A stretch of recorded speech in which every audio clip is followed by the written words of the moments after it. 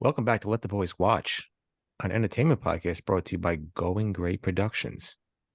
I'm one of your hosts. My name is Robbie, and today we're going to be talking about the 1988 comedy Coming to America, directed by John Landis, starring Eddie Murphy, Arsenio Hall, Shari Heatley, James Earl Jones, John Amos, I said Arsenio Hall, fuck. Louis Anderson, Louis Anderson, Madge Sinclair, Eric LaSalle, Samuel L. Jackson, Cuba Gooding Jr., and I think that is Frankie Faison and Body by Jake.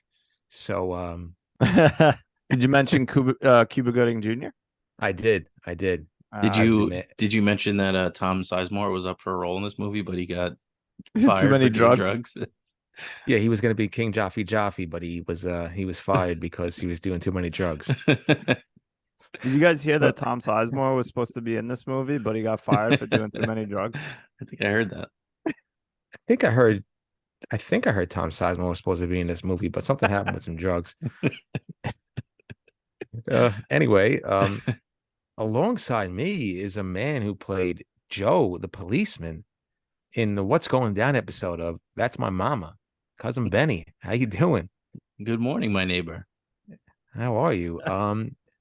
And alongside us is a man who dropped a very generous donation in the collection box during the Black Awareness Rally.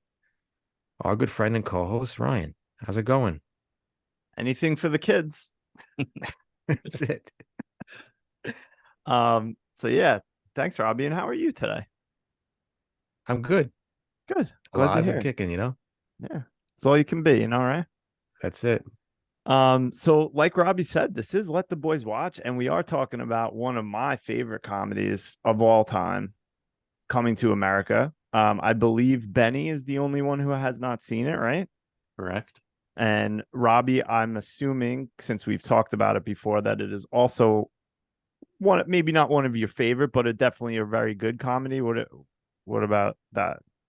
I don't know why I Yeah, I said think it like that. I think definitely in the top 10 favorite Nice. comedies of all time for me. Yeah. Multiple watches, and I love it every time. So many watches. So thanks for joining us. We if this is your first time, I mean, we review movies that either one or all of us haven't seen. We talk about them. We probably make stupid jokes and bad analogies and don't know what we're saying, but it's fun. So if you haven't already, please follow us on your favorite podcast platform. Rate us, review us. I think we could use a few more 5-star reviews. I feel like on Apple and Spotify. And also, if you haven't, or if you haven't in a while, send us an email, ltbwpodcast@gmail.com, or follow us for cool memes. Do the kids say cool memes these days? I think they say dank memes. Dank memes? Yeah, okay. Well, anyway, follow us for those on Instagram at Let the Boys Watch Pod. And yeah, I think Benny wants to introduce a super cool, fantastic sweepstakes we're running. Benny, take it away. Yes, it is officially sweep. You've heard of Sweeps Week. It's going to be Sweeps Month in Whoa. September. We're going to be giving away a $100 iTunes or movie theater gift card, so you can either enjoy these movies with us or pick some movies you want to see by yourself. It'll be your choice. And the way you do that is we're going to hold a raffle, and you will get entries based on you interacting with the show. So every time you vote in one of our polls in the month of September, you will get one entry.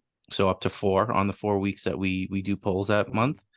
Every email that we read on the show gets you another entry.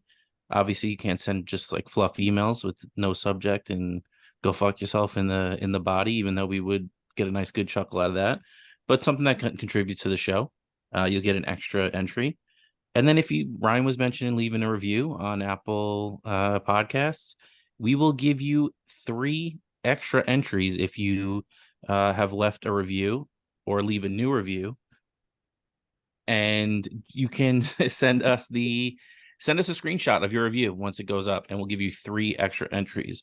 So whether you've done it in the past or not, you're eligible for that. So just take a screenshot of your review and send it to us, and we'll give you the 3 extra entries.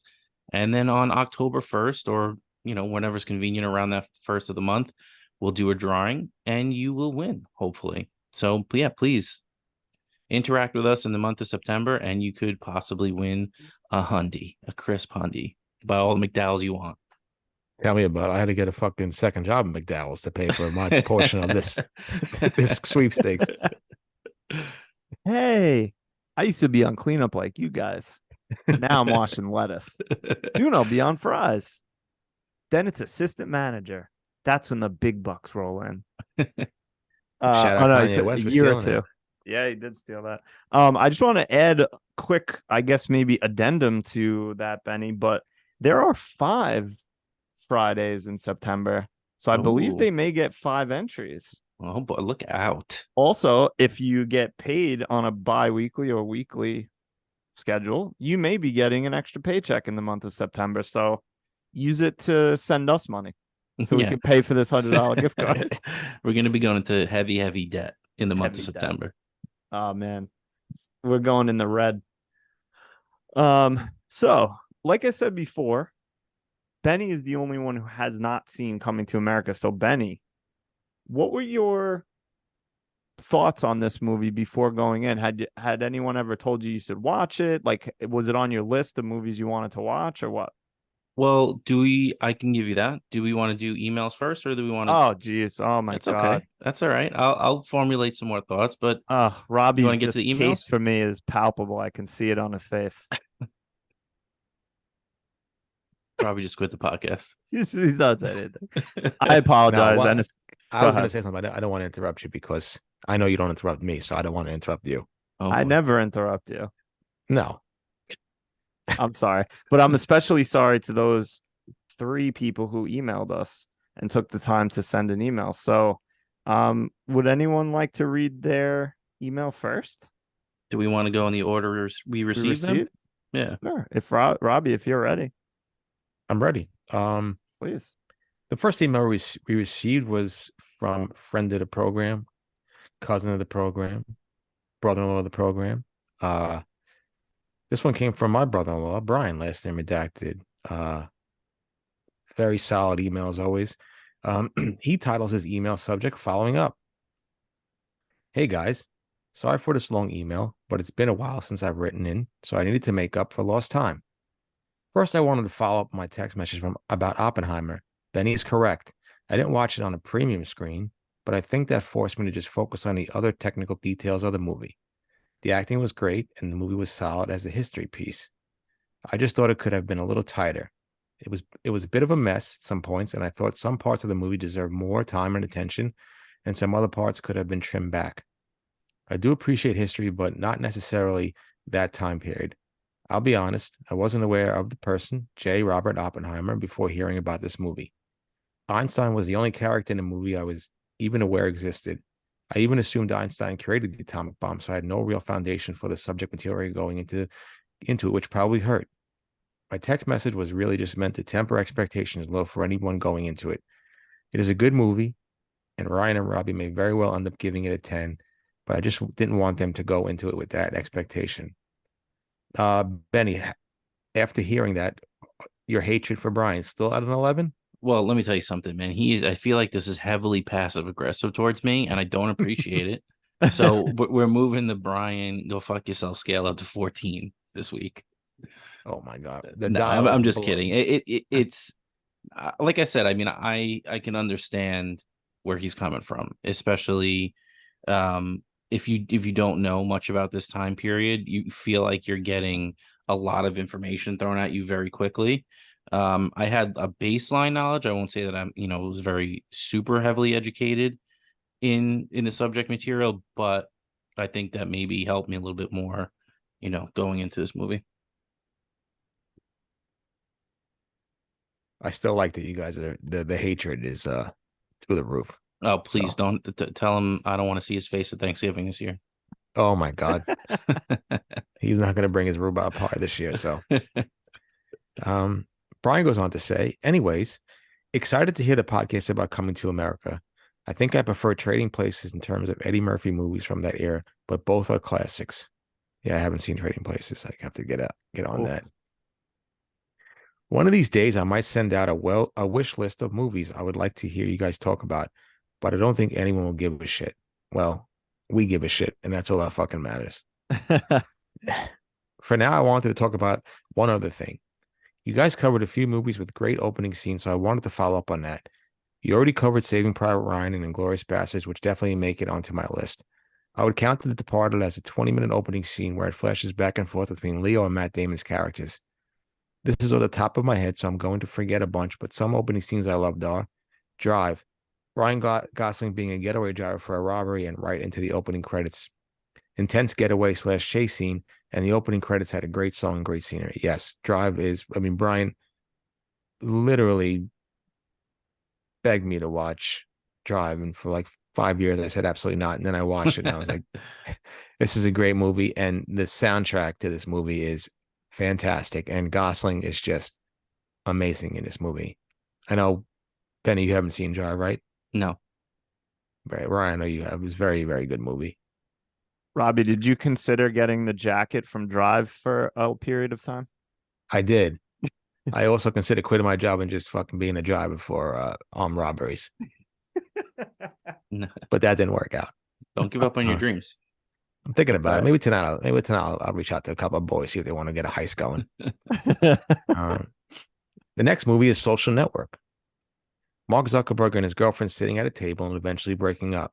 Gives you a good feel for his shitty personality and the way his mind works, and sets off the chain of events for the rest of the movie. Again, the opening credits right after that, and that awesome music score as he runs through the campus. I'll include his computer stuff in the dorm room after that as part of the opening scene. Yes, Social Network. I love score. Amazing. I believe it won an Academy Award, Best Original Score. Great movie. Should have won Best Movie as well, Best Picture.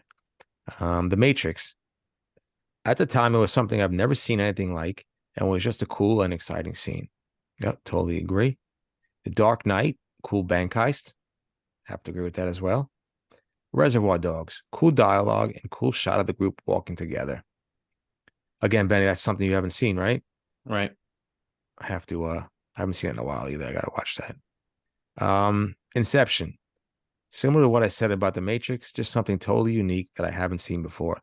The movie starts off right in the middle of a heist in someone's mind, and it just grabs you.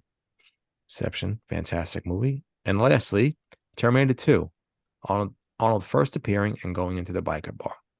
We won't say anything else because we're going to watch that next week. So definitely missed a lot of great opening scenes, but just wanted to mention those. Well, Brian, thank you so much. As always, appreciate it. You always come up with some fantastic ideas. I love the opening scene, montage you got going on here. I'm sure we can add a few to the list, but I didn't think about any, so sorry about that. But again, thank you. Appreciate the constant support and the fantastic emails as always. And I hope the next time I see you is a fight between you and Benny. I would love to see that. Well, I mean, it's good segue into what I was going to say is I care about Brian's list of movies that he wants us to watch. I would love for him to throw a few at us and maybe join us on an episode when we could, throw down verbally, and then we could talk about a movie once we got pulled apart. Yeah, that's what I'm saying. Real quick, he's given me a ton of movies to watch, a ton of shows to watch, and some of those movies that he's given me have been some of my favorite movies I've seen. So he's got great taste, and maybe if he fucking cuts it out with the goddamn dishwasher, he can get on the show one time, because I've been begging for about 80 weeks now between Going Gray and this podcast. So come on, hopefully. I also wanted to comment quick on his call out of Trading Places. I don't know if I like it better than Coming to America. It's super close. But and we'll probably talk about it later, but there is a callback to Trading Places in this movie. If you guys weren't aware. But yeah, Trading Places, great movie. One of my favorites also. Interesting. Yeah. Well, thanks, Brian. Should we jump on to the next one, or does anyone else have anything for Brian's email? I'm coming for you, Brian. Last What name would the redacted. what are the odds with a Benny Bryan fight? I think it'd be like under 13 seconds. It's just the reach. It's Yeah, it's a tough thing. this is how it would break down. I would dodge one punch, get cold clocked on the second one, and then the 10 count, 13 seconds. Yeah, sounds about right. All right, so I guess I'll read the next one. It comes from good friend of the show, Kenny, although I don't know if he's Robbie's friend anymore. Um, He's done. He's off my fucking friend list. I'll tell you that right now. and I think the biggest reason for that is he titles his email, Ryan was right. And there's nothing that Robbie hates more than someone stroking my ego. I'm the only one that's stroking Ryan. That's right. Don't tell my wife. So Kenny goes on to say, going to keep this one short so Benny's head doesn't explode while reading it. Parentheses, I lied. Sorry, Benny. I had to make Ryan read this because it's so long. Yeah, I'm gonna probably mess it up, I'm but just I'll do kidding. my best. He goes on to say, I was super disappointed rewatching 25th Hour. This was a huge movie for me when it came out for so many reasons. I fondly remembered it as a solid 9. I had to rewatch it twice last week. The first time to soak it in, and then a second to try and figure out where my memory went astray. First, I thought the events of 9/11 created a subtle undertone of tension in the film. In actuality, post 9/11 NYC is front and center in your face the entire time, at points overshadowing the story and all the character dynamics in it, which there are more than enough to sustain a whole film. I did love how Spike gave almost all the main characters a one-on-one scene with each other. It's not often you get to see that, and you get to see all the different relationships on display in a film like that. I do, however, feel like this showcased some of the acting mismatches at points. I love Barry Pepper, but he looked like a welterweight going toe-to-toe with the heavyweight champ in this scene with Philip Seymour Hoffman in the apartment window in front of Ground Zero. I don't know if I like that Barry Pepper besmirchment, but that was I'll take that it. was the scene that I called out between the two Yeah. of them that I felt was kind of awkward. Yeah, it was. I just love Barry Pepper so much. I hate to see him get called out like that. Even Ed Norton had some scenes that just didn't hit in his normal standard of quality. I can honestly go on about Rosario Dawson for hours. Like, what happened to her mole? And only an old white dude writing a Puerto Rican female lead would actually think to name her Natural after a line of vitamin supplements. But she pulled it off nonetheless. I was surprised to find out the young kid from the Lower East Side, LES for the cool kids, who got her start in Larry Clark's Kids. Did you guys ever see Kids? I did, but like a long time ago. Yeah, long time ago, and I was probably high when I watched it. I probably have no idea what happened in that movie. I kind of remember it, but I remember kind of liking it. But I think now I'd probably be like, eh. I just want to say something. Yeah, please say something interrupt real me, quick. please. The real cool kids call the Lower East Side the less. Yeah. Well, he wrote less, but I said Lower East Side because I'm not a cool kid, so I didn't want to fuck it up. That's all. No, you're a cool kid. Cut the shit. Oh, thank you so much. Do people really call it the less? The cool kids. The cool kids too. Just me and Benny. He was saying who got her start in Larry Clark's Kids was a graduate from the Lee Strasberg Theater and Film Institute. I had to look that up after a second hour of watching her act circles around some of these guys. She's so captivating. I'd even watch a Matt Damon movie if she was in it. Now, listen, Kenny, you said nice things about me before, but I can't sit here and take Matt Damon being talked about like that because we love Matt Damon on this podcast. Well, what about this? What? He mentioned Rosario Dawson's mole. Why don't we have a movie where Matt Damon is the mole? Rosario Dawson's mole, and then boom, we got them both together. We got them together. It's a thriller where she's trying to find where the mole went, and Matt Damon is, he's on the run, just on her face, running around.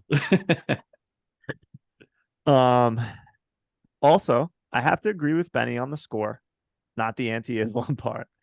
In general, the score was too over the top and felt like it was fighting the film instead of complimenting it. I would have loved a more reserved variation of a simple string piece. All I in just want all, to oh, say go ahead. I am not a racist. I did not say anything that was racist. Yeah, no, we know. It will assist.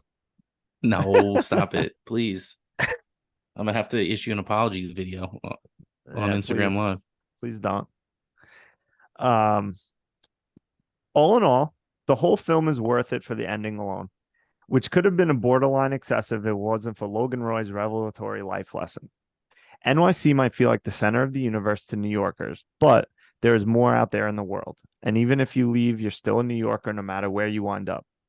I thought Don't Sell Coke for a Ukrainian mob would have been a better lesson, but this worked too. I'm only going to drop it to an 8. Still a B. Better than average. Just not the masterpiece I remembered. Any before we continue, any comments on that? I think me and him. I mean, I think I might be the new film critic on this pod. We Yeah. lined up on score. Same We lined up scores. on the actual score of the film, music Yep. wise, and we both had those thoughts about freshly cracked pep. So Robbie, any comments? Or you refusing to comment at this time? No, I'm just fucking stewing. And no, I mean, I get it. I don't get it. I was okay with the Barry Pepper slander, but I'm not okay with the Matt Damon slander. That's a guarantee. Um, but I understand. I mean, everybody's got their own opinion and whatnot. I was myself hesitant to watch it again because I don't know if I was gonna like it or not. But I did. Um, I just don't want Kenny on this podcast. Like we had him scheduled.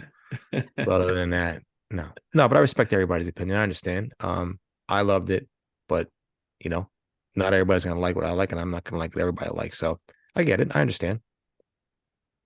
Sure. But go fuck yourself, Kenny. Just kidding. I love you. um, and he kind of wraps it up and says, "Side note, you guys are killing it. Really great conversations. It's hard to only react in emails. I want to add to almost everything each of you say." Well, thanks, Kenny. And when you come on the show, you can. Yep. Would also love to recommend some books and docs for you on filmmaking. To steal from Goodwill Hunting, I'd love to give you an education for $1.50 in late charges at the public library that I dropped 100 grand on. Just kidding. I never paid my student loans. Later, boys. And then he shortly after that sent, by the way, doesn't 7 years only equate to like 2.5? Kind of low stakes. Shit. Yeah. Well, thank you very, very much, Kenny. Much appreciated, Fantastic email. especially to me. I mean, pumping air in my tires is gonna make probably my month. So I appreciate it very much. But yeah, we look forward to having you on and having you fight with Robbie. So Benny fights Brian. I was gonna say Robbie that, yeah. fights Kenny. Who do I fight? That's what I want to know. Well, let me read this next email, and then we All might have. right. I'm not fighting her. All right. So our last email comes from my wife, and it's an email sent at the 25th hour. Like that title. Hello, boys. Love the 25th hour episode. Enjoyed listening to all your takes on this beautiful movie. I agree with Benny on the Terrence Blanchard score. To me, there were spots where it was just too dramatic and epic and seemed like a mismatch with the movie. Listen to the open title or Doyle's walk from the score. It doesn't sound like it's for 25th hour. I'm killing it this week on getting compliments about the score. But speaking of music, something I found interesting was rewatching the Jacob and Mary club scene with a good sound system compared to when I saw it for the first time on just my laptop.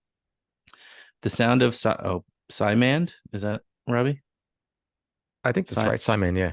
Simand's Bra remix coming in and out of the left and right speakers really rounded out that scene for me this time around. Shout out Sonos. One of my favorite parts of this movie was the fuck you monologue.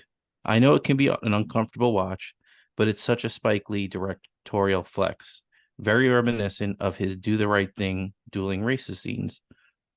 While it's while its main service to the story was the projection and introspection of Monty, it was also sort of a commentary on post 9/11 racism, as well as NYC's love hate relationship with itself. And while he was going through the phone book of every and all stereotypes in the city, to me, it read like a love letter to NYC because NYC is its people. Punctuating the movie with the same people from the monologue lined up as Monty passes them by, it's as if NYC itself is saying goodbye to him. Can't wait to hear your thoughts on Coming to America, a classic Eddie Murphy vehicle. How Benny has seen Black Dynamite, but not Coming to America is so funny to me. And she says, sad my pick didn't win, but hoping this means an Edgar Wright week in the near future. Baby Driver versus Scott Pilgrim versus a Simon Pegg plus Nick Frost joint. Oh, yeah. Ooh, your boy had trouble with that one. That was good. Bumbling, Enough. stumbling, fumbling. Rumbling, dumbling. That was good. I was Any- mad.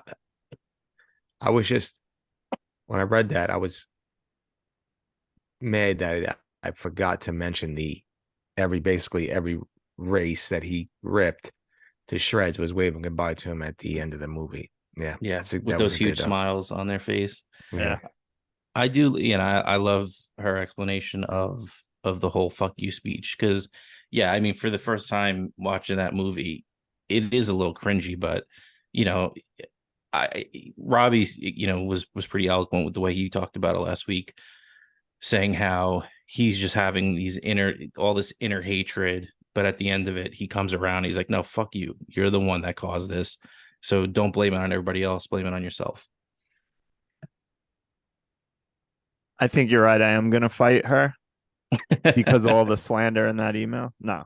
Um, I agree with her wholeheartedly. I would love to do an Edgar Wright week. I tried to sneak one in this week with Hot Fuzz, but didn't happen. But yeah, I think any of those three or the Cornetto trilogy or really any of his movies would be a good choice, I think. So maybe we'll try to do that and maybe she'll come on and talk about it with us. Yeah, I do want to see like Hoffa's Shaun of the Dead. I haven't seen any of those movies, and I know they get super high reviews, so I am definitely Yeah, willing the to check best. those out. Yeah, and Scott Pilgrim, amazing. That's not going to win, but I still love it. But yeah, all his movies I think are pretty great. Um, so yeah, anything else about the emails, or should we finally move on like I tried to do earlier? Love the emails. Keep them coming. I mean, if you want to hear Please. me sound like an absolute fool all throughout the month of September and increase your chances of winning $100, I mean, this is the podcast for you. Please. And when you send us an email, put in really difficult words and Yeah, like complex sentences. complex sentences. Yeah. A lot of oddly spelled proper names and nouns would be perfect. So I can't wait. Yeah, if you want to see my head explode on camera, please do not put Brian was right in the subject heading because I will lose it. please do that and make Robbie's head explode. But seriously, thank you everybody that writes in. We love Yeah. reading it and we get so excited. I mean, I know I do. I can't speak for you guys, but I know they do too. When we get emails because we love watching movies and we love hearing your guys' takes on movies as well. So thank you. Yeah, for sure. Yeah. So Benny, Yes. had Coming to America crossed your list before? Was it something that you were aware of that you wanted to watch, or what were your thoughts about it before watching? Yeah, I mean, of course, this is a movie that is in pop culture. So many different things, from the Good Morning, My Neighbors to just one of the things I think about when I think of my good friend Brian is that post credit scene with the he just always does that, and I only I would still do it back to him, but I had no idea what it was referencing until maybe about a year or so ago. I found out where it was from. Um, so there's just so many things in this movie. I know when Francisco Lindor got traded to the Mets, he showed up to the first spring training workout wearing that Mets jacket that Eddie Murphy wears in the beginning of the movie. So there's just a lot of pop culture stuff that came from this movie. So, I kind of surmised based on the plot and the things that I've seen, what happens in this movie. But besides that, I had no real spoilers or anything like that. Nice. Hey, I know Robbie. me and Ryan talked about it. There's a Action Bronson Baby Blue video that basically is an homage to coming to America, especially the Black awareness rally scene. Yeah. And the Buster Rhymes video, Put Your Hands Where My Eyes Could See, has a lot of Mhm. Coming to America references in it.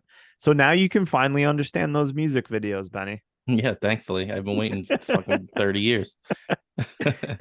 Um, Robbie, how long has it been since you've seen it? And do you want to give your overall impressions? Yeah, I think it's been I probably saw it in the last year. I honestly probably like the first time I saw it was probably like 5 years ago. I never really watched it growing up. I never really wanted to watch it, but then I forgot what had happened that I just put it on, and I I just loved it from the very beginning. Now I understood why everybody thought it was a classic, and obviously Eddie Murphy so talented. My overall impressions were, you know, classic love story. Prince coming to America, looking for his queen. But I just love movies that make you laugh. I just love movies that have like the one person plays multiple characters. I think some of the barbershop scenes are one of my favorite scenes in any comedy movie. Yeah, I get overall impressions. Just a simple, easy comedy that no frills, doesn't really rewrite the book on how a comedy should be. It just plays to Eddie Murphy's strengths, and yeah, I thought it was a great movie, and continue to LOL every time I watch it. Yeah, agree. I mean, I of course saw it like a lot of other movies, but saw it like a long time ago. I mean, when it came out, I was a kid. I probably saw it like mid to late 90s for the first time. And I mean, I don't think I really like fully understood a lot of the jokes. But probably around like later in high school, early college, I definitely like got more of the jokes and watched it. A couple of my friends, special shout out Jimmy Ritchie, last name redacted. We used to quote it all the time, and for some reason, we always associated with watching it around Christmas. I think because some TV channel played it on like Christmas Eve a number of years in a row. I'm not sure if that's accurate, but we did. Whatever. It's definitely one of my favorite comedies. I don't know if I could rank it, but yeah, top 10 probably. It's way up there. And a lot of that's probably nostalgia. I'm curious to hear what Benny thinks or thought, to see if it like holds up on a first viewing. I mean, I think a lot of it does, but I don't know if some of it gets a little cheesy because it's from the 80s. So I'm curious to see what Benny thinks. But yeah, one of my top comedies. I love it. I love Eddie Murphy. Arsenio Hall is fantastic in it. Everyone's fantastic. I mean, anytime James Earl Jones just talks, I'm in. Give me that. I Love that. didn't watching it. I was kind of skeptical of if Benny was going to like it because there is some parts, especially in the beginning, where it's very slow. Yeah. And I and I was like, I don't know if Benny's laughing. I don't know if what he's going to think about it. So I'm very, very intrigued to hear what Benny has to say. So do you want me to lead us off here? Please. No. Okay. Benny has left the chat. I thought it was good. I thought it was, so for me, the golden age of comedies is like 93 to like early 2000s, like ending at like in the Wedding Crashers era.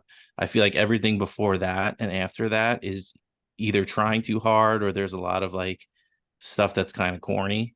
So a lot of the later comedies for me are trying too hard, and the earlier ones, they're just some corny stuff because that's just the time. It was different humor. It was, things weren't as, there's maybe 4 or 5 comedies that came out that year, so there wasn't a lot of competition. So that not everyone was on their A game. But I liked the movie, and I felt it. I felt what you were saying, Robbie. Like in the beginning, it was a little slow, but whatever. They're setting it up. They're really showing you his life of luxury. So I didn't mind it too much. I will say I thoroughly enjoyed the scene of introducing his bride to be, like from the dance to that conversation that they have in the when he takes her aside, and then boom, you're off and running for the rest of the movie. So I thought it was fun. I thought there was a lot of like throwaway lines that were funny, like when they're just walking through the airport. And he's like, "Yeah, we can't let anybody know that we're rich." And like it's so deadpan and so And serious. won't tell a soul. Yeah, but obviously they have all the stuff behind them, and they're wearing the royal overcoats or whatever the heck you want to call them. But I thought it was really good. As far as the score, I gave it a 7.5, which I think is good. It's a good movie. I enjoyed it. But it didn't blow my bees off in any way.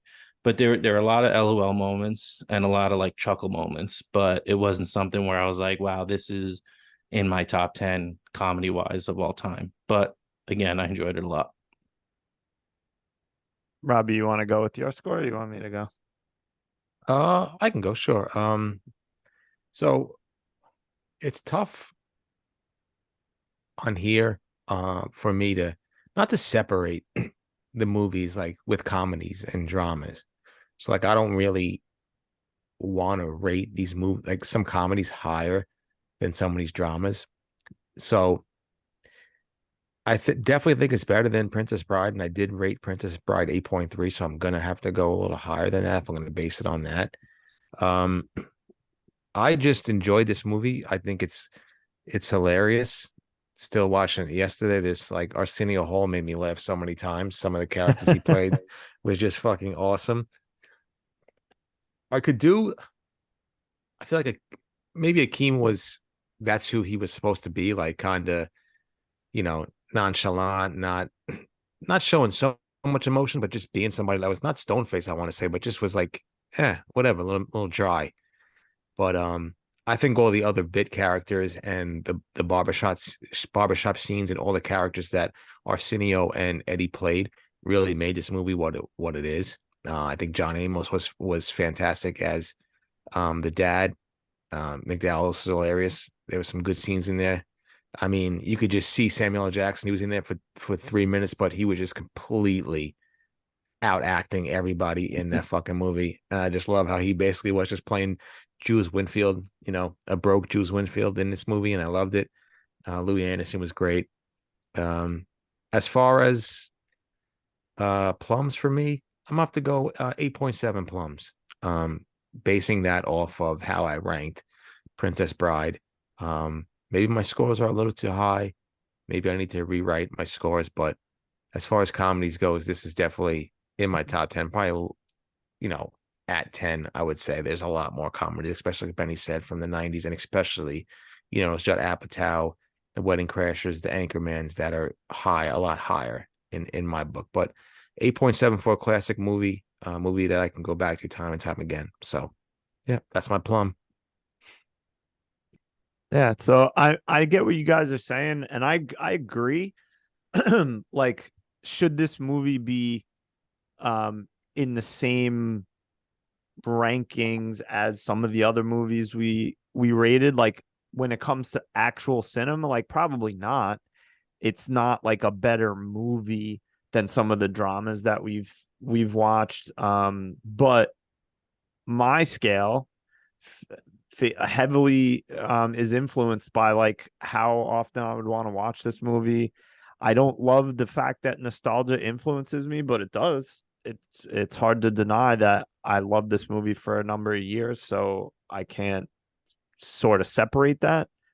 Um, but I'm gonna go with 9.0 flat for Nice. my rating on Coming to America. And a lot like I fully realize that it's in a different category in a lot of respects to a prestige drama, like a Shawshank, like Pulp Fiction, like although some of the other movies that we've watched and rated, but I still think I love it that much that I think it deserves a very high score. So that's why I gave it a 9.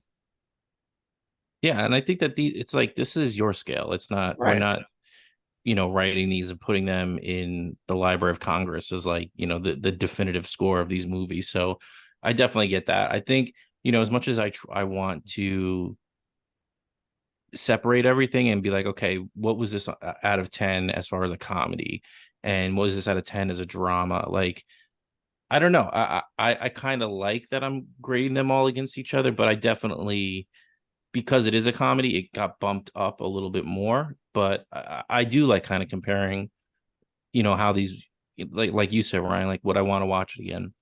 How does it Right. make me feel? Like, I try to give myself the grade in my head as soon as the movie ends, because just how much did I enjoy watching this movie? Instant reaction. Right. Yeah, my instant reaction was 9.1, and I was like, you know what? Let me just scale back just a little. But it's still, again, super up there because I've watched it. I don't even know how many times, like at least once a year for the past 20 years, 25 years, or whatever. So yeah, so good scores. So 9.0. Robbie, you gave it 8.7, Yeah. and then Benny 7.5. 5. Nice, yeah. And I think, like I was saying, like nostalgia plays a big part of this. Like this was the first time you saw it, but it's still 7.5. Great score on a movie that came out how many years ago? Yeah. And it's the first time you watched it. Like it's a testament to its like staying power and rewatchability. Yeah. So good. All right. Should we talk characters? Do we want to do favorite or least favorite first? Let the boy decide. Robbie, Robbie. who do you want to do first? And Benny, are you letting him go first? Oh, please. Please. I don't want no more drama. I already got one member of that extended family coming after me. I don't need another one. Yeah. Doesn't take much. I'll tell you that right now. Let's go favorite character. Nice. All right. Yeah, please. Maybe we should just set the rotation as Robbie always goes first. Thank you. All right, so I'll go first. Let me make sure I get his name right. So my favorite character is somebody who wasn't my favorite character the first couple of times I watched this movie, but every time I have watched this movie since, I have the utmost respect for this man, and I constantly come back to him being an integral part in this movie. And my favorite character is Semi, Arsenio Hall. I could not stop laughing last night at him being as the Reverend, and just how fucking disgusting his makeup was and how big his teeth were. It was just, as Reverend Brown, he made me LOL. I loved that every time they showed him as that barbershop dude, he was eating something. I fucking just, no matter where he was, Black Awareness Rally, munching on something, munching on the chicken bone, put the chicken bone in the giving basket. I thought it was the trash. Him as the disgusting girl in the in the bar scene was great. Him just being Semi and just being disgusted at working at McDowell's and being in America and just wanting to go home and get his non-royal penis clean. He just made me laugh. It's just a testament to Arsenio Hall, man. It's a shame that people base him off the Arsenio Hall show or the failed Arsenio Hall show when that show was so innovative for that time. I think he's very, very talented. It's a shame I don't see him in anything else, but he was absolutely great in this movie. He made me laugh, and yeah, he's grown on me as my favorite character in this movie. Like, I think Eddie Murphy as Akeem is a little bit stale, and I think that Semi and every character that Arsenio Hall plays in this movie brightens it up and makes it a lot more funnier. Help Joshua Fight the battle of Jericho. Help Daniel get out the lion's den. Is it just me? Get off the island. Is it just me, or is like Arsenio heavily made up? What do you mean? Like it feels like his face, like his skin was just so smooth. Like it looked like he was just made up all the time. I don't know. It was weird. I don't know. I mean, But he was also young still then during that time. that's true. Yeah. Yeah, Maybe I was just jealous. probably. I wish I had skin like that. So, well, do you want to go next, Benny? Or you want me to go? I want you to go next because I have like 3 or 4 people that I could pick. So All right. Well, since Robbie took favorite actor, not favorite character, I will pivot a little bit and say, But I said semi. yeah, but then you named all of Arsenio Hall's characters. Yeah, he's just one guy. Semi's my favorite guy. I can't name fucking the bit parts that I liked as well. Well, Arsenio Hall's the actor. Yeah, but like semi, I said semi. All I thought he right. was So funny. if I pick Reverend Brown, is that appropriate? Yeah, Okay. Well, I'm not picking Reverend Brown. I was just trying to bust your balls. you really one day you're gonna make me fucking snap. You don't want to see me snap. No, I did not. No, I mean, I guess I'll go with so many characters I love in this movie. I'm gonna go with King Joffrey Joffre, James Earl Jones, just as because everything he says is not meant to be funny, but it makes me laugh so much so often. Like when he's like, "What is this? It's a photograph. My son works." It's like just the way he says everything is so regal, but like so just funny, but it also makes me happy to just hear that voice saying things. Even when he's saying mean things like he came here to sow his royal oats, like stuff, it's still I'm just like, oh, James Earl Jones, I love you. Yeah.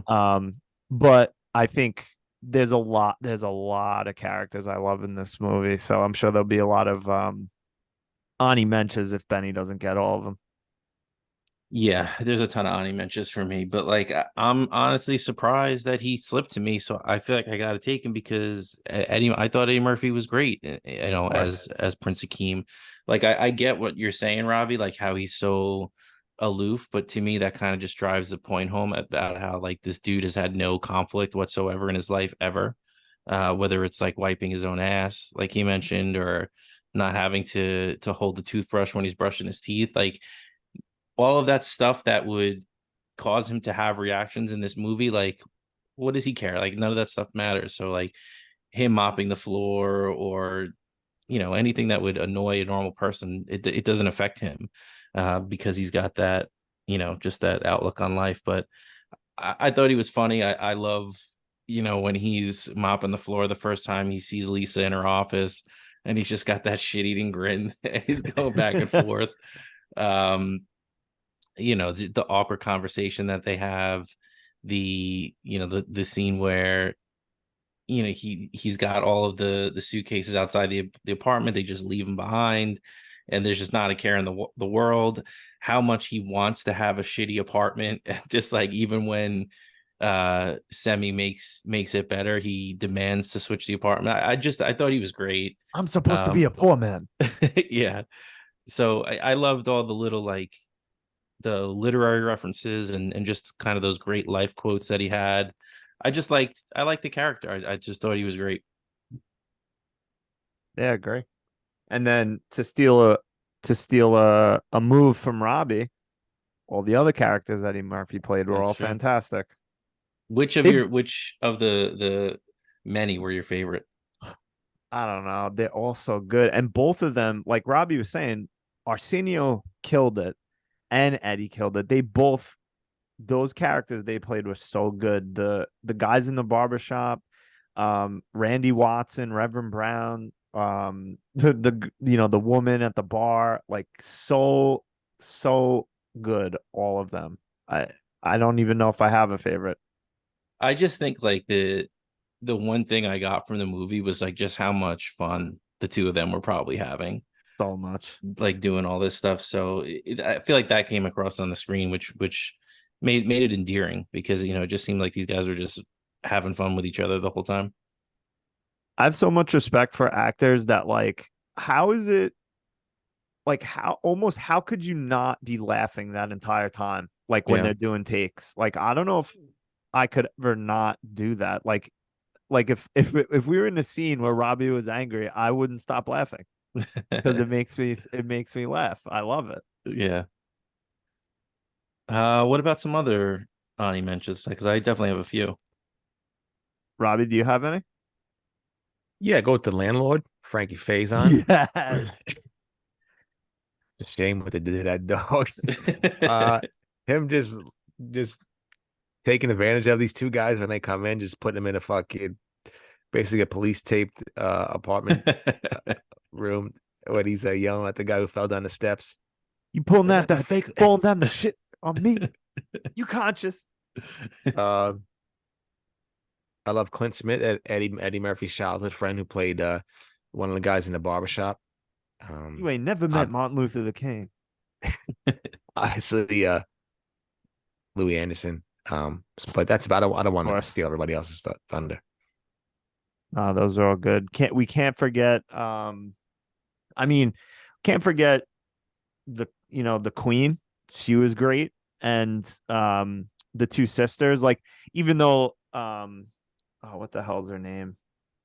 Patrice is like kind of annoying. Like she played a good part. Like it was a good, like annoying little sister who just loves dicks. Like she was just ready to bang Eddie Murphy and ready to fuck what's his name? I can't think of his character name. Hold on. Daryl. Yes, Daryl, the Prince of Soul Glow, who's also a great character.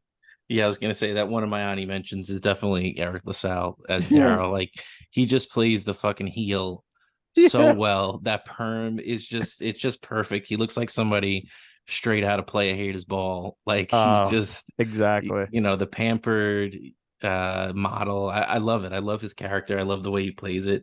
And he just makes you want to punch him in the face the whole movie. Yep. But yeah, I mean, too, one of my other Ani mentions is Lisa. I thought she was great. Yes. Yeah, that's Lisa. Like she, when she came on screen and I was like, oh, okay, this is the guy this is the girl he's gonna fall for. I was like, I don't know if she does it for me, but just the way her character was and the way she played it, like it was awesome. Like they had good chemistry together. It made you root for them. And when she shows up at the end of the movie, even though it was super quick, super quick ending, and at like kind of out of left field, I was very happy. Also, shout out to the older woman on the subway who now has $500,000 earrings. Yeah, yeah. You're Nice. really a prince. I'll marry you. Go on, honey. Give him a chance. Oh, that lady, she annoyed the shit out of me. But like they're all, I mean, every character is so good. Samuel L. Jackson, perfect. Come on, fat boy, quit stalling. He was so good. I mean, for like you said, Robbie, like the predecessor to Jules, like you can almost see where Jules gets the come up, and it's actually the same character in both those films. Yeah, he's so good in this movie too. Any other Ani mentions? I mean, we could have probably just like said the whole cast, I guess. I'll give an Ani mention to Mr. McDowell. I thought he was good too. Cleo, yeah. Yeah, he was. I mean, again, just played his role perfectly. I love him stealing everything from McDonald's. He's got the operations manual when what's his name walks in on him. He's like, oh, you didn't see what I was doing, right? So I loved it. He was good, especially at the end of the movie where he finds out that Akeem is a prince, and he completely does a 180 on the way he treats him and the way he interacts with Akeem's family when they come. Just completely being subservient, but still finds that little backbone. When they're throwing Lisa under the bus. So even though he had no backbone, he found it when it really mattered. This is America, Jack. Say one more bad thing about my daughter, I'll put my foot in your royal ass. Uh, so good. So I guess let's move on and do some least favorite characters. I don't know if there's many choices. I have a feeling there's going to be a lot of bit characters in this one, but maybe I'm wrong. Uh, Benny, I think you go first because this is snake draft. Unless you're Yeah. trading again. No, I'll keep my pick because I feel like stealing. And I'm gonna say Patrice was my least favorite character. Just because she took the low road in every opportunity. When she found out Semi was the prince, she tried to jump his bones. She gave, an infamous under the jacket handy at MSG. How dare you? That's The a best sacred kind of handy. that's the mecca of basketball. How dare you be giving handies in public like that? And then she quickly wants to jump on Daryl as soon as he's a free man. So He was pain in soaking the wet ass. though. Oh, I mean, come on, he looked fantastic, but this is neither here nor there. But yeah, just the ultimate opportunist and a crybaby at the same time when she's complaining about how Lisa always gets the good men. So Patrice, slow your roll a little bit. No, keep going. Live fast. Die young, leave a good looking corpse. Oh, it's my turn. Sorry. So I had a tough time with this. I think I'm gonna go with the Duke brothers. Ralph. Um Mortimer and Randolph. The bums that Eddie Murphy gives thousands of dollars to in a McDowell's bag. And once you guys see Trading Places, because that's where they're from, you will definitely understand why they're pieces of shit. I like that. That's a good pick. Yeah. Robbie.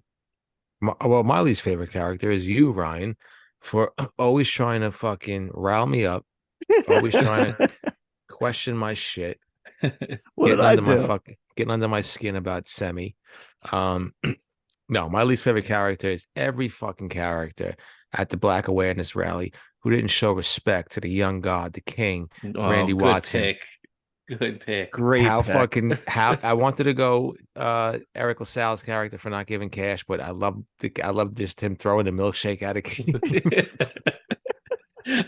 and Semi laughing at him. That was so Yeah. good. But no, how fucking dare you? The man was on a guest appearance of That's My Mama. The man came back, beautiful fucking voice. He was talking about the children of our future. Just to not even give him a standing ovation or a simple applause. Like, who do you guys think you are? Like, do you disgust me, everybody in that crowd?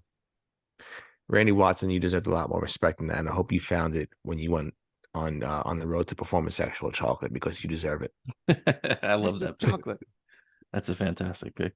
That is the best pick, I think. My goodness. But how can I children our future? Sexual chocolate. Can I backtrack and give one more honorable mention to Saul? Because Yeah, Saul's the best. I love Saul. Yeah. Very good advice he gave Akeem. Yeah. I love him. He's such a sweet old man, but also a little racist and a little ornery. So remind me a lot of people in my life. So I shout out to Saul. Should change the name to the Three Putzes. If it wasn't for Saul, he would have never met Lisa. Yeah. Akeem would have never met Lisa at the rally. Yeah, that's true. Very true. Joe was as a Frank Sinatra. How old was Joe? Joe was 137 years old. I mean, everyone in that barbershop was absolutely fantastic. Yeah. Just perfect. Wait, what was taste the soup. Yeah, what was his name? What's wrong with the soup? Taste the soup. Taste the soup. You don't know from funny. Oh wait, so who is the old Jewish guy? What was his name? Saul. Oh, but he didn't go to the awareness rally because of him. He went because of the other guy in the barbershop. Wait. There's in the barbershop, there's Clint Smith, Arsenio Hall, and then Eddie Murphy plays two parts. Who's the Is that basically the head Clarence? is Clarence the head barbershop guy? Yeah. Oh, I'm fucking up left and right. I spelled The one Randy who Watson. cut his hair and was fake cutting Cuba Gooding Jr.'s hair. Cuba. That was so like. Oh yeah, I'm sorry. Then Clarence was the one I was talking about. Yes, Give me. Clarence is when he was locking up the store and Yeah, yeah, yeah. he's like, you can't go meet girls at the bar. You got to go library. There's good girls there. Oh, Black Awareness Rally. Yeah, yeah. So, Clarence was him, and Saul was the other guy with the soup. This is beautiful. What is it? Velvet? What is this? Velvet? All right. So, favorite scenes? Okay. Ryan, Back you to want to me? start us off? Sure. I would love to.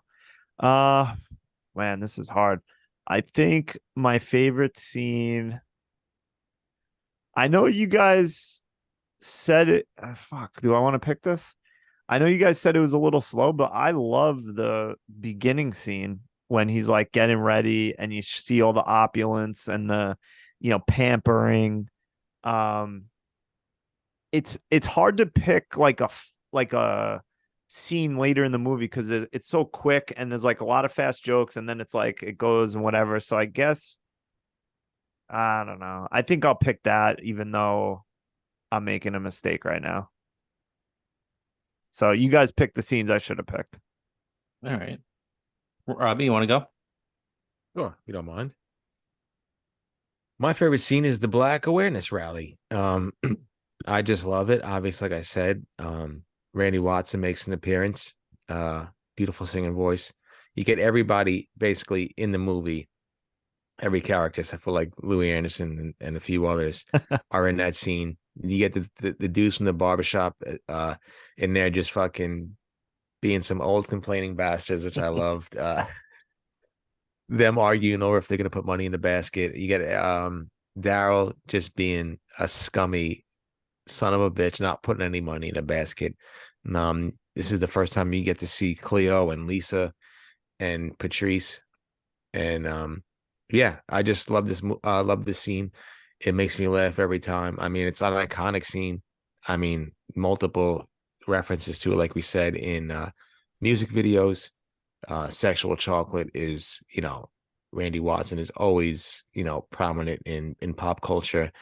So I just love it. I mean, Eddie Murphy and Arsenio Hall. I forgot to mention Reverend Brown just fucking with the swimsuit models and then Yeah, what talking was about that the even load. about? I have no idea. It was a Black Awareness Rally. He's a reverend and it's just a swimsuit contest basically. And yeah, yeah, I just love that scene. It's so many different characters played by the same fucking people. It's just, I mean, just hitting them out of the park. Like Eddie Murphy and Arsenio Hall are just on absolute fire this entire movie with the characters they played and the big characters they played as well in this scene. So it's an iconic scene and it gets better every time I watch it. So for me, the broad answer is pretty much anything that has to do with the apartment. I felt like were the best scenes. But specifically, it's when the king comes to the apartment and Semi opens the door and just screams and then shuts it, and then just the interaction between the king and Semi when he's laying down the punishment. And it's starting to click in Semi's head of like, yes, no, this is exactly what I want. This is what I need. You'll So clean just him thoroughly. yeah. You're gonna have to stay at the Waldorf Astoria by yourself. And he's like, just you see how happy he is. Yeah, I mean, I thought really from then on to the end of the movie was just like banger scene after banger scene, but just the way it kicks off with the king coming to New York and that interaction with Semi, because I think that's really the only scene that the two of them really have together. But that In the and beginning. yeah, a little bit. It's A just like little. that one or two lines, yeah. But that and when everybody gets pissed at Semi for saying that he was the prince, and they all just look at him. But no, yeah, for the with this the Semi and the King scene at the apartment, I thought was just probably one of the funnier moments in the film. Like there's a lot of, like you said, like the barbershop and the Black Awareness rally that were funny, and there were so many little jokes in those things. But to me, the most laughs per minute I felt like was that scene at the apartment. And the scene I love right before that when he goes to the original apartment and the guy's in there Yeah. and he's just like, You're you're not my son. I know that. Or when he knocks on the door, I forget what exactly what he says, but he's You like, may "You man, enter. yeah, yeah." And then the whole thing I mentioned before with the photo. What's this? It's a photograph. Oh, so good. So many good lines. Um, so least favorite scene, and maybe my favorite is gonna be some least favorites, but Benny, please kick us off because you went last. Yeah, not a lot of least favorite scene worthy stuff here. So I'll just go, and I feel like this is a double-edged sword for me because I'll explain why in a second. But just to how abruptly the movie ends, to me, felt like, all right, well, that's it. But on the other hand, if I think back of like a movie like Wedding Crashers, like, after that initial bad thing happens, that seems like, oh, these two are never gonna find love. It's that 15 minutes of like sadness and trying to Figuring figure it out, out. yeah, figuring out how to get back. And that movie didn't have that. So, while I say it ended quickly, honestly, I feel like it was probably the best thing for the movie. If it is a comedy, I don't need all that dramatic stuff at the end of it. So just because it felt rushed, I'll say that that's my least favorite scene, but I kind of appreciate it at the same time. Well, Benny, if you wanted to have more interaction with these characters, I've got great news for you. What? There's a sequel called Coming to America. No way. I don't believe you. It is. There is. I might have to watch this film. It's not great. It came out on Netflix, I think, like during the pandemic. No, Amazon Yeah, it was during the Amazon. pandemic, and it was it was fun to like see the characters again, but it was not a very great movie. That's sad too, because Eddie Murphy like resisted doing comedy for so long, and for that to be like his welcome back moment, to hear that Yeah. it wasn't like as good or close kind of stinks. I mean, it's how many movies that had a sequel like 20, 30 years later were actually that good. It's pretty rare to like capture lightning in a bottle like that and then recreate it 20, 30 years later or whatever. Yeah, I However mean, long it was. even like we talked about Arrested Development, Yeah. like they waited too long on that, and that was only what, 4 or 5 years. Yeah, something like that. But I mean, it's worth a watch if you really liked this movie. There's definitely some funny parts in it, and again, it's good to like see a lot what these characters are up to. But it was. I feel like a lot of. I mean, how many movies that were like direct to streaming were like that good, like produced by streaming companies? A lot of them are just like even the good ones are just it's like it's not there. The production level is just not Yeah, at A-list shit. So I don't know. But anyway, I'm sorry. Who goes next, Robbie? yeah. Yeah, I don't really have that many least favorite scenes. I'll just have to probably go with some of the scenes in the beginning that just felt that just dragged on a little bit. I think it was like what, a half an hour before he even made it to Queens. Yeah, so I would just have to go with that. Benny, what did you think about the Queens slander in the beginning? What do you mean? Just like them kind of just like even Body by Jake, just like kind of making fun of them for wanting to go to Queens. Oh, I thought you meant like the Queen. The Queen, yeah. No.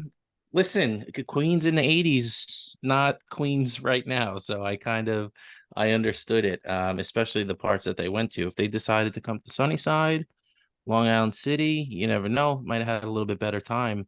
But yeah, going to the Jamaica area of Queens in the 80s, I'm sure probably couldn't have picked much worse places unless you went up to the Bronx or something like that. So I'll let it slide for now. I will watch the second movie. Maybe they come back to Queens and they redeem themselves a little bit, but yeah, I can't get on him too much. It was kind of nice though, to get Queens the shout out like that, because it could have easily been in Manhattan or Brooklyn, but they showed Queens some love. So yeah, I'll let it slide.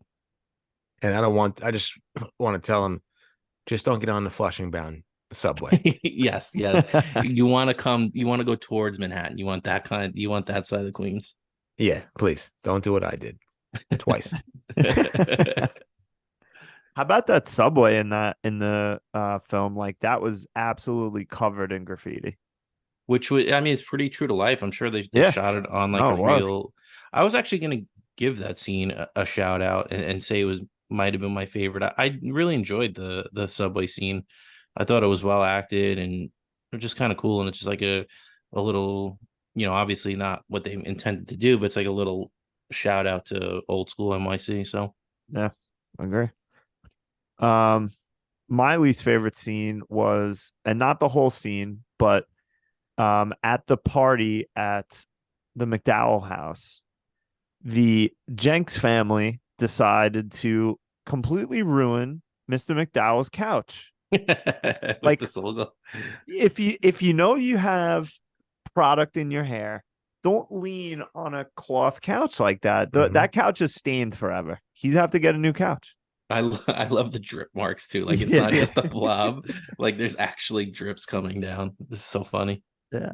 No, that was good. And what a douche, like just being like, I'm gonna just tell this woman that I'm marrying her because I asked her father, even though I never even asked you once. And then I think maybe my least favorite line is when they go and they're in the laundry room and they're fighting, and he's like, "But baby, it's our engagement party." He's that stupid. What's wrong with you? You silly bastard, Eric LaSalle. He's Even so also good in this. when he basically calls up Cleo and wants to come over to the house, and he's like, "Yeah, come by tonight." And then when Cleo finds out that Akeem's an actual prince, he's like slammed the door in the guy's face. Get it through your head. She doesn't like you. Why don't you understand? Can't He you just get kicks this him through out. your greasy head? Oh man, I and love sticks that. the dog on him. All right. So, is there anything you can think of to make this movie better? I don't know if there's gonna be a lot here. I just like I said, just trim it. That's really all I The have with beginning. this. The beginning can be trimmed a little bit, 5 to 10 minutes. I mean, it's reaching almost like 2 hours, and I like my comedies to be an hour and a half, hour 45 minutes. I don't think two You're a like busy Wedding man. Crash. I feel like Wedding Crash is like talking about a couple like 2 hour plus movies. I feel like Wedding there was some parts of Wedding Crash was like, all right, let's chill it out a little bit. So the only thing I really complain about sometimes is just length of certain movies. So that's really it. Fair. For me, like, I kind of, again, piggyback off my least favorite scene is give me something in between them leaving and going back to Africa and her showing up at the wedding. Something. A tease, her realizing that, that's what she needs to do. It doesn't have to be long, but just give me a little something so it doesn't feel like, okay, boom, end of the movie and we're out of here. So that's it. Yeah. Um, I don't really have anything. I mean, I think the only way to even make it better, maybe trim a few things here and there, but like give Arsenio and Eddie Murphy more characters to play because Yeah. every character they did was amazing. If they Yeah. did more, it could only be better. That's the only thing I Yeah. can think of. Well, should we play the game? This is going to be a hard one this This week. is a tough one. Spin the fucking wheel. We are playing Matt Damon casts in what role? How can we cast Matt Damon in Coming to America? I don't know how we're gonna do this. Can we submit a name for the game? What about we just call it How About Them Apples? Yeah, all right. I like it. We'll workshop it more. Yeah, we'll It workshop. didn't get a good reaction. All right. I'm pulling the name back. How How about how about about it's them not apples, comma, cocksucker? I'll investigate anyone I want, cocksucker. How about it's not your fault? I love it. Don't We'll make me think cry, about it. please. Yeah. Oh man, I want to watch that movie. Anyway, so what we do is cast Matt Damon, typically a young, strong, handsome Matt Damon in various roles. I'm gonna let Robbie go last again because he's been just absolutely crushing this game. He's batting Thank a you. thousand the past, I don't know, like 3 or 4 weeks at least. So, Benny, do you want to go first? Do you have someone, or do you want me to go? Yeah, I'll go. Give me Matt Damon as the cab driver, All right. and let's have him pop in for a few more scenes. Like, that's how he's their kind of personal Uber guy. Like they give him so much money and such a big tip after that first ride that he kind of becomes a little touch point in the movie for me. Like every time you need a few laughs, you need to just see a young, strong, uh, paying off his tuition, Matt Damon, and just get him involved in the movie a little bit more. Fair. He did go with Matt Damon. You think he went to the United States of America college with I think he did, Akeem or yeah, not? the University. University of the United States. You That's don't why he's even that's what he's not paying even off. have a basketball team. Yeah, maybe he's the janitor there, Oh, solving There you go. equations. I love it. The prequel. Yeah. I'm gonna cast a young Matt Damon in a character's role that we didn't mention, and I'm actually a little upset because I really love him in this film. Is Oha, the servant or manservant to King Jaffe Joffer. Great singing voice. Obviously, we saw. She's your queen to be. Imagine a young, strong Matt Damon in the role of King Jaffe Joffer's manservant, waking up Akeem in the morning with the orchestra, just coordinating things, probably giving advice. I'm sure, he's like the confidant of the royal family, um, tipping people, paying them off. Uh, just I would love to see that. Beautiful. Thank you, Fantastic. Robbie. Yeah, so give me young, lean, mean, fighting machine, six-pack abs, quads for days. This is gonna be a made-up character, but give me Matt Damon as Randy Watson's adopted white brother, Earl Watson. Wow. Randy and Earl are a singing duet duo.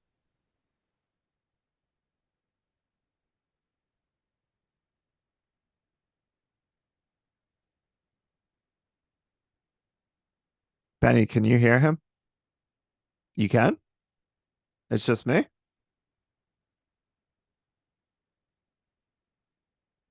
Can you guys hear me? I can hear you, so I don't think it's Wait, anything on hold your on. end. Oh, All right, I can hear you guys again. I'm sorry. I don't It's know okay. what's going on. just fitting that it happened to be me again as my partner. My goal in life is to fuck with you. Yeah, it is.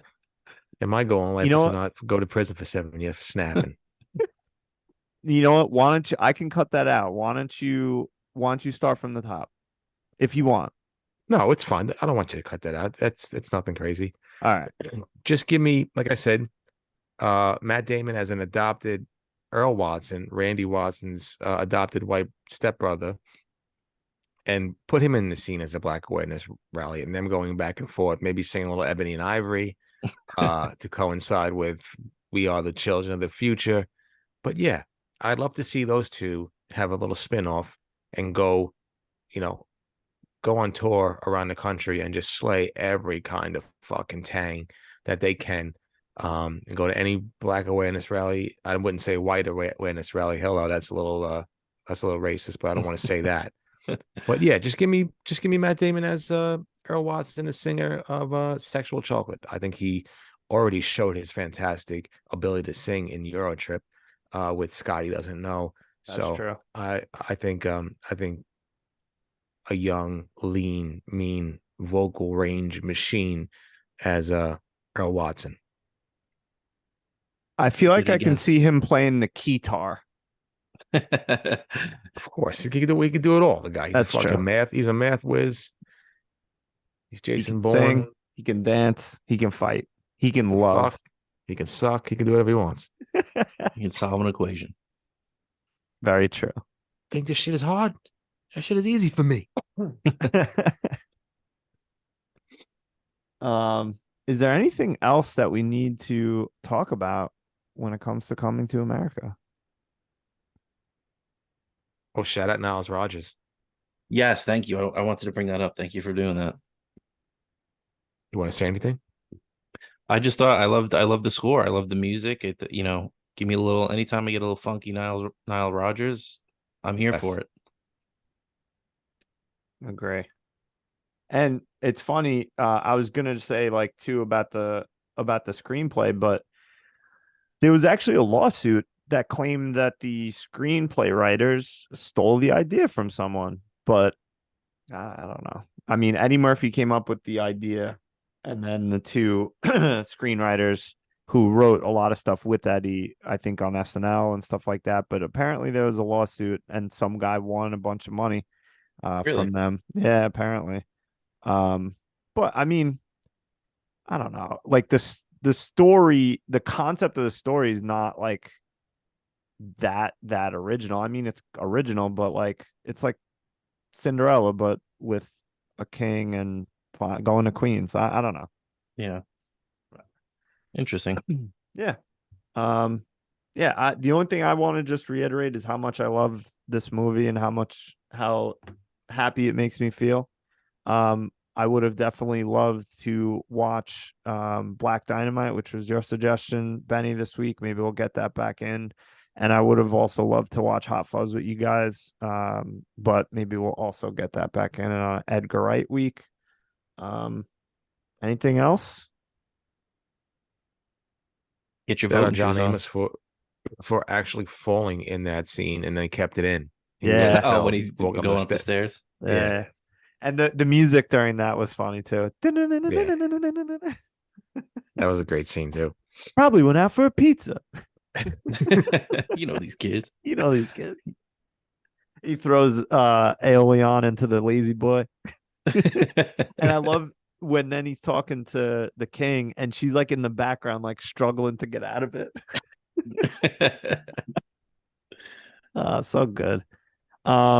Yeah, maybe we should do another like Eddie Murphy week at some point. We'll throw Trading Places in there and like a couple other movies. But this was fun. I'm glad I got to watch it again.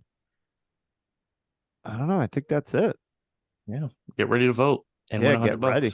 Next week we are doing Terminator 1 and 2. Oh boy. That's gonna be a difficult task for me to watch two fucking movies this week.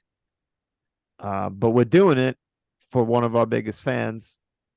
Maybe not all of our biggest fan, but No, I love. love, love. Love.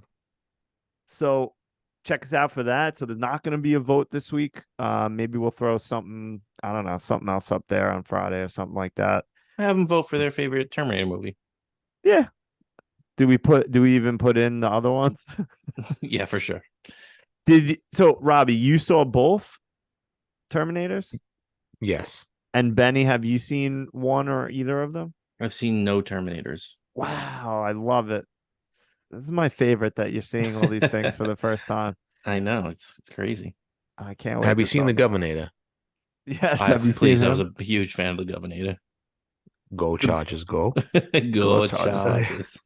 The best was when that guy threw an egg at him and he said, "That guy owes me bacon."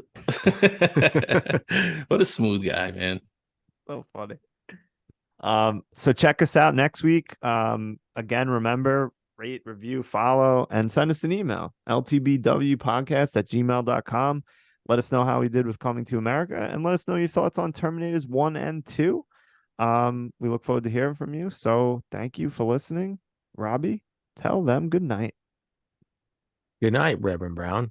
If loving the Lord is wrong, I don't want to be right.